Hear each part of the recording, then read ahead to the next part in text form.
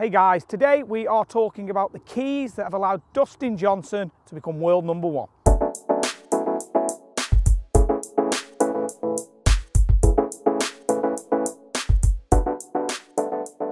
Okay guys, so today we're talking about what has made Dustin Johnson become the most consistent player in the world.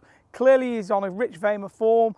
He's won 3 tournaments this year, he's won all the WGCs, back-to-back 3 events, so playing amazing golf. But what is it that's made him consistent? Well, number one, he's moved from playing a draw into a fade, and number 2 is his 130, maybe 150 yard and in game, so pitching for Dustin with how far he hits it, that has become phenomenal. So those 2 areas are where he's improved the most. So first of all, we're going to talk about his wrist bow at the top. So wrist bow obviously will then get the club face a little bit closed. Now, if you're hitting a draw with a bowed left wrist, the chances are that the club will occasionally come down a little bit too far closed, aiming a little bit too far to the left, right through here.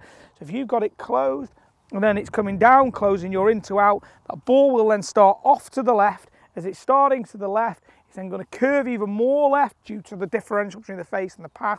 And the chances are that that ball can go a long way off target. His coach, Butch Harmon, had been trying for about 3 years, apparently, to encourage Dustin to move to a fade. The reason that that's going to be so interesting for everyone is shut club face, perfect for a fade because you want the ball to start left of target. All he has to do is align his path more to the left than the face, and it's the fade every time. So if you're a guy who's got it a bit bowed at the top here, you can take some advice from what Dustin was doing and play with the fade, because provided you haven't got a fast closure rate, i.e. use your hands very, very quickly at the bottom, he has a very slow closure rate in the club face. That means the speed with which the toe overtakes the heel. So it plays a very slow closure rate through here, meaning the club face stays very, very square relative to that arc. So now all he does is aligns that path to the left. That club face can still come in at the same angle as the draw, but it's always going to move back to the target because he's always going to be out to win. So you can hit this little tight fade all the time. Obviously hit the draw whenever he wants to, but the draw was always in danger of hitting him a little bit of an overdraw, getting left of target. Secondly, what he's been working at is pitching.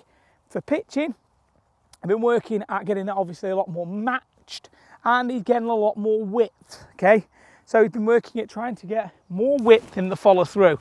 Now, he had found that there'd been a bit of restriction in his head, and what he's doing is letting the head rotate towards the target early, so that's starting to look upwards, which will then allow the arms to freely get width.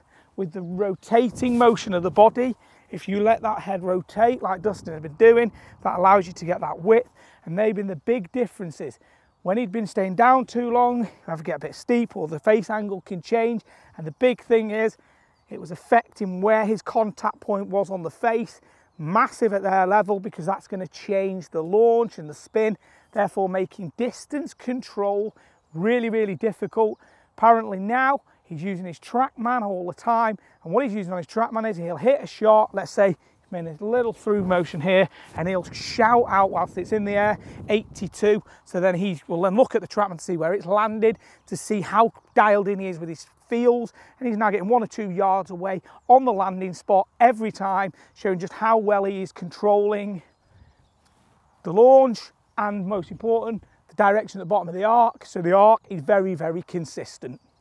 Hopefully you can take something out of what DJ is doing there to make his game just so fantastically consistent, and understanding what makes your swing work and what you can do to optimize it and play your best golf all the time. If you haven't subscribed to the channel, please do so. Comment below. Love to know what videos you'd like to see going forward.